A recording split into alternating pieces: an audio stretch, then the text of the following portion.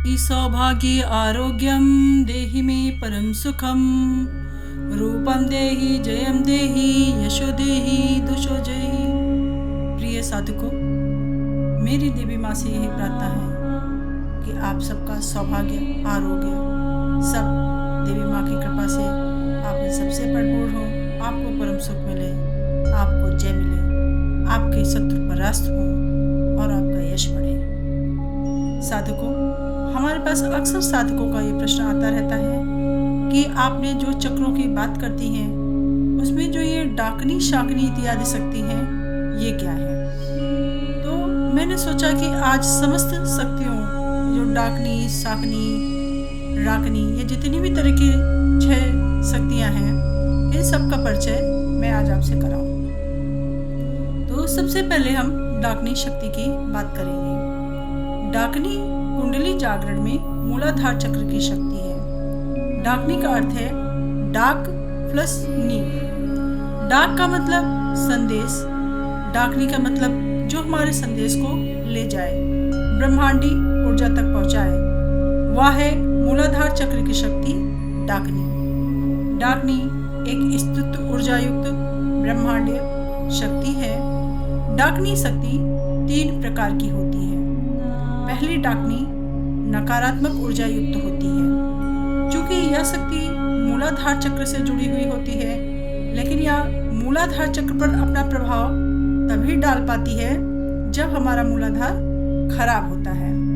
मूलाधार चक्र के कमल चिन्ह में स्थित मन, बुद्धि, चित्त और अहंकार जब एक नहीं हो पाते तब मूलाधार चक्र खराब हो जाता है और नकारात्मक ऊर्जा युक्त डाकनी उसे अपने प्रभाव में ले लेती है। फिर चाहे पृथ्वी पर स्थित खराब ऊर्जा हो या फिर किसी की नजर या बुद्धवा लगी हो, संबंधित खराब मूलाधार चक्र युक्त मनुष्य पर बहुत जल्दी असर करने लगती है और व्यक्ति नजर दोष या श्राप से युक्त हो जाता है। यह सब खराब मूलाधार के प्रभाव में शील पहली नकारात्मक ऊर्जा युक्त डाकनी के कारण होता है।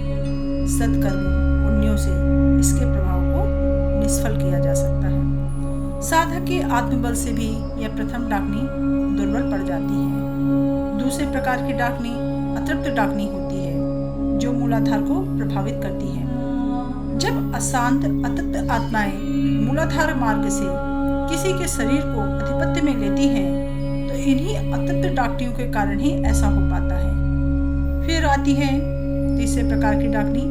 तीसरे प्रकार की डाकनी होती है मदशालिनी डाकी। ये भी 2 प्रकार की होती है। एक होती है स्थूल और दूसरी होती है सूक्ष्म। स्थूल डाकनी जो होती है वो गणेश जी के साथ मिल करके प्रसन्न होकर साधक के मन, बुद्धि, चित्त व अहंकार को एक बिंदु तक ले जाती है। सदगति, सद्विचारों, सत्कर्मों, सद्बुद्धि का उत्पन्न होना इन्हीं स्थूल मदशालिनी डाकनी की कृपा से होता है।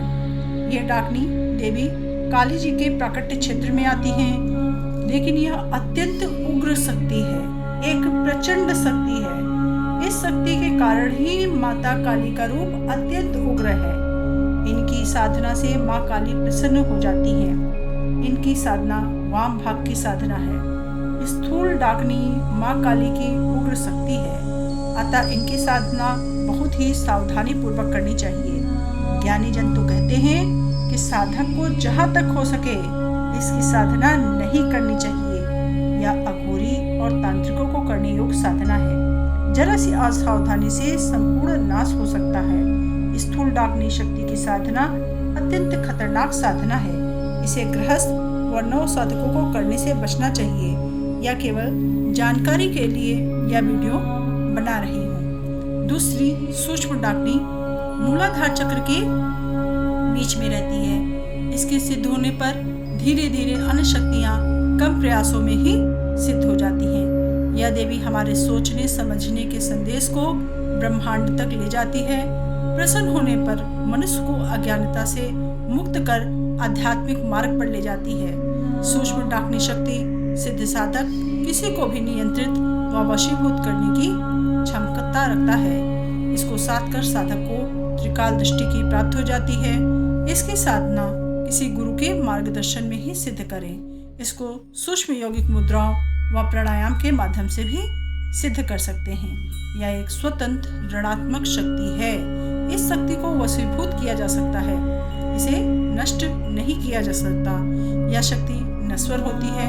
ऋणात्मक उक्त शक्ति होने के कारण साधना में असावधानी होने पर साधक का सर्वनाश हो सकता है। शुद्ध हो जाने पर सभी मनोरथों को सिद्ध कर देती है, मोक्ष के मार्ग को प्रशस्त कर देती है, जीवन आनंद से भर देती है और साधक का जीवन सफल हो जाता है। तो यह थी मूलाधार चक्र डाकिनी शक्ति की जानकारी। अब दूसरा चक्र जो हमारा आता है वो है स्वाधिष्ठान चक्र। स्वाधिष्ठान चक्र की शक्ति है राकिनी। ये स्वाधिष्ठान चक्र की देवी है और यह त्रिपुर भैरवी देवी की सत्ता में आती है। त्रिपुर का मतलब है 3 + पुर, 3 पुर यानी कि 3 घर वाला। ये 3 पुर यानी कि घर हैं वाह्य कुंभक, अंता कुंभक व पूरक। यानी कि हमारा सांस जब हम अंदर लेते हैं, रोकते हैं और छोड़ते हैं, तो ये सांसों के तीनों क्रम त्रिपुर कहलाते हैं और यही त्रिपुर देवी की साधना है। जैसे आजपा जप करते हैं उसी प्रकार त्रिपुर सुंदरी की भी साधना करते हैं। सांसों का ध्यान ही त्रिपुर सुंदरी की साधना है। यह वनस्पति की देवी है और ये आलस्य, काम, क्रोध, लालच, मोह, ईर्ष्या जैसे विकार जो स्वाधिष्ठान चक्र में होते हैं उनसे मुक्ति दिलाती है। इन्हें ही नियंत्रित करती हैं और क्रोधित होने पर मनुष्य की योजना विफल कर देती हैं। यानी कि आप सोचेंगे तो बहुत कुछ और सुबह होते होते उस योजना पर काम ही नहीं करेंगे, आपकी सारी योजना विफल हो जाएगी। इनके मूल मंत्र हैं काम, काम, गम, घम, आंगम, चम, छम, जम, छम, यम। वर्णों से समूहित योग से इन्हें जागृत किया जा सकता है। स्वाधिष्ठान चक्र का तत्व है जल व जल के देवता है चंद्रमा। चंद्रमा मन के अधिपति होते हैं। अतः क्रोधित राकिनी देवी मन को भ्रमित कर योजनाओं को बेकार कर देती हैं। व्यक्ति सोचता तो बहुत कुछ है परंतु एक बात पर टिक कर नहीं रह पाता। यदि राकिनी देवी रुष्ट है तो व्यक्ति के स्वभाव में चंद्र कलाओं का असर पड़ता है। जब चंद्रमा अपने पूर्ण ओज में आता है मनुष्य का मन बहुत अस्थिर हो जाता है, फिर धीरे धीरे अमावस आते आते स्थिर होने लगता है। इसके विपरीत जब राकिनी देवी प्रसन्न होती हैं तो व्यक्ति के सामने हर स्थिति पानी की तरह साफ नजर आने लगती है और वह उचित और अनुचित का साफ साफ निर्णय ले पाता है, ठीक से निर्णय कर पाता है। तो ये थी स्वाधिष्ठान चक्र की शक्ति, राकिनी देवी के बारे में जानकारी। अब हमारा जो तीसरा चक्र आता है वह है मणिपुर चक्र। तो मणिपुर चक्र की देवी है लाकिनी और ये मणिपुर चक्र कहाँ से जुड़े होता है? नाभि से। लाकिनी देवी कमल दल वाले पुष्प पर बैठी हुई होती है और इनका जो वर्ण है यानी कि जो रंग है वो कैसा होता है? गहरा नीला। इनके 3 नेत्र होते हैं और 4 भुजाएं होती हैं। ये पीले वस्त्र धारण करती हैं और अनेक प्रकार के आभूषणों को धारण करती हैं। इनके 3 मुख होते हैं अर्थात ये 3 मुखों वाली हैं और हर मुख पर 3-3 नेत्र होते हैं। बाई निचली भुजा से यह वर देती हैं और भय को दूर करती हैं। दाहिने हाथ में ब्रज और बाण है जो कामदेव के द्वारा अनाहत चक्र में छोड़ा गया है। ये रुद्र की पत्नी है। इनके बीच मंत्र टम थम डम थम अड़म तम थम दम धम नम है। सौम्य रूप में यही लक्ष्मी देवी है। इन्हें नृत्य बहुत पसंद है। यह देवी नाभि चक्र के द्वारा बाहर से ऊर्जा लेती हैं, फिर उनको भक्षण कर लेती हैं, फिर नई ऊर्जा बना करके उसे ऊपर की तरफ प्रेक्षण कर देती है। यह देवी मणिपुर चक्र की देवी है जो नाभि से जुड़ा होता है। बच्चा जब जन्म लेता है तो नाभि हटाकर उसे अलग किया जाता है, तो नाभि की इस होल से आत्मा बाहर निकलती है और बच्चे के जन्म के बाद मुंह द्वारा श्वास देने पर पूर्ण जन्म सिद्ध होता है। इस प्रक्रिया को लाकिनी की देवी की कृपा से ही पूर्ण हो पाती है। शरीर में मांस, चर्बी व शरीर के आकार व भार इसी देवी के कारण निर्मित होता है। जन्म की पहली सांस से मृत्यु की आखिरी श्वास तक 3 मंत्र लगातार हमारी सांसों में उत्पन्न होते हैं। वे 3 मंत्र हैं हीम, होम और हाम। सांसों का आना हेम, सांसों का जाना होम व सांसों का रुकना यानी कि पूरक हाम है। इस प्रकार प्रतिक्षण सांसों द्वारा त्रिपुर मंत्रों हेम, होम व हाम की साधना व्यक्ति करता रहता है। वास्तव में मणिपुर चक्र में त्रिपुर सुंदरी ही लाखनी के रूप में दिखाई देती हैं। ललिता सहस्त्र नाम में लाखनी देवी का स्पष्ट उल्लेख है। लाखनी देवी की साधना सिद्ध होने पर हमारा शरीर विषाक्त वायु से मुक्त होकर केवल प्राणमयी वायु को ही धारण करता है। सहस्त्रसार चक्र से गिरने वाली अमृत की बूंदें निरंतर मणिपुर चक्र में गिरती हैं। लाखनी देवी उन अमृत बूंदों का निरंतर सेवन करती रहती हैं। इसीलिए योग शास्त्रों में कहा गया है कि सहस्त्रसार से गिरने वाली बूंदें मणिपुर चक्र में आकर के भस्म हो जाती हैं। वास्तव में लाखनी देवी द्वारा उनका सेवन कर लिया जाता है। खेचरी आदि योग क्रियाओं के माध्यम से साधक विशुद्ध चक्र में इन अमृत की बूंदों को ग्रहण कर उसको अपने लिए उपयोग कर सकता है।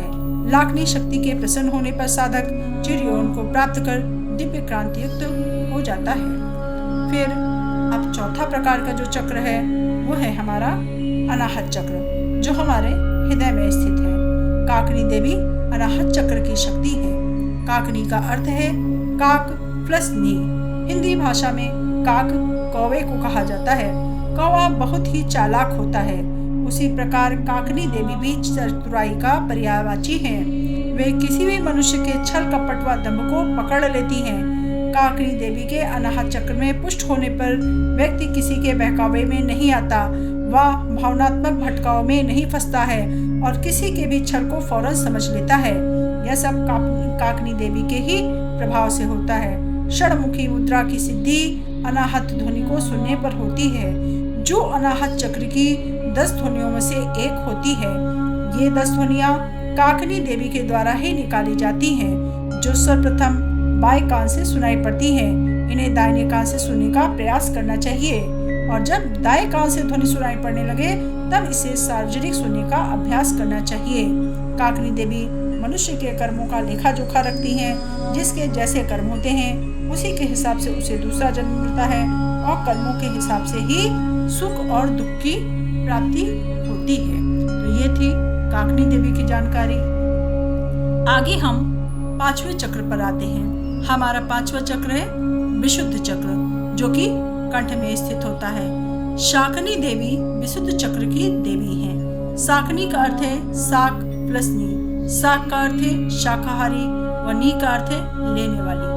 कंठ में स्थित विशुद्ध चक्र में रहने वाली ये देवी यह हिसाब रखती हैं कि हमने कब, कितना, कैसे और क्यों खाया। गीता में स्पष्ट कहा गया है, जैसा खाओगे वैसे ही मन व प्रवृत्ति बनेगी। सात्विक, राजसी व तामसिक भोजन के सेवन से ही मनुष्य की प्रवृत्ति भी राजसी, तामसिक व सात्विक बनती है और उसी के आधार पर शरीर का गठन होता है। कहावत है, जैसे खाए अन्न वैसा बने तन। खाने का हिसाब शाकनी देवी रखती हैं। ये 64 योगिनियों में से एक हैं और 24 घंटे के अंतराल में 22 मिनट में एक योगिनी का समय आता है। आपके पूरे जीवन का प्रतिपल का हिसाब ये योगिनियाँ रखती हैं। विशुद्ध चक्र की देवी शाकनी के 5 मुख हैं। 5 मुख से ये अपने नीचे के चारों चक्रों को देख सकती हैं। ये हाथी की सवारी करती हैं। इस चक्र के कमल पुष्प में 16 पंखुड़ियाँ बताई गई हैं, जो 16 नाड़ियाँ हैं। इनमें से 5 प्रमुख नाड़ियाँ नीचे के 5 चक्रों से जुड़ती हैं और नीचे के चक्रों का हिसाब काकनी शक्ति तक पहुँचाती हैं। उनके कर्मों का लेखा जोखा रखती हैं। फिर सबसे आखिरी आता है आज्ञा चक्र, जिसकी देवी है हाकनी। आज्ञा चक्र की देवी हाकनी है। हाकनी का अर्थ होता है हाकना, अर्थात नियंत्रित करना। जैसे बैलगाड़ी वाला बैल नहीं हाँकता है, उसी तरह ये देवी आज्ञा चक्र में स्थित हाकनी देवी नीचे के 5 चक्रों को चलाती हैं, उन्हें नियंत्रित करती हैं। इसलिए आज्ञा चक्र की देवी को हाकनी अर्थात हाकने वाला कहा गया है। हाकनी देवी 6 मुख वाली होती है।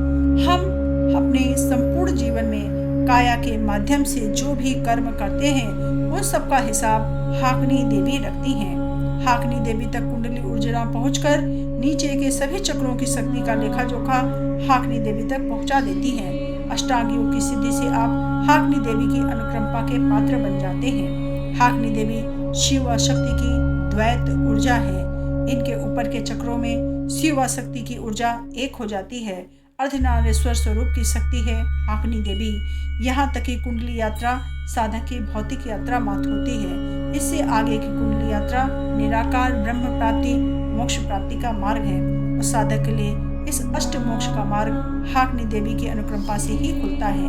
योग का अंतिम उद्देश्य भी मोक्ष की प्राप्ति है। हाकनी देवी आज्ञा चक्र के वर्ण हम सदाशिव और छम शिव की शक्ति की ऊर्जा को ओम अर्थात आ वर्ग में सम्मिलित कर देती है।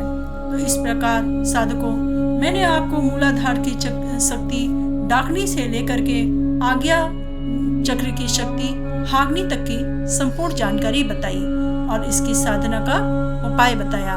लेकिन साथ ही साथ मैं आपको चेतावनी ये भी दे रही हूँ कि ये सभी साधनाएं अत्यंत उग्र साधनाएं हैं। घर में अथवा सम्मिलित रूप से इनकी साधना से नौ साधकों को और जो नए हैं, जो गृहस्थ हैं, उनको बचना चाहिए, क्योंकि यह अघोरी व तांत्रिकों की साधना है।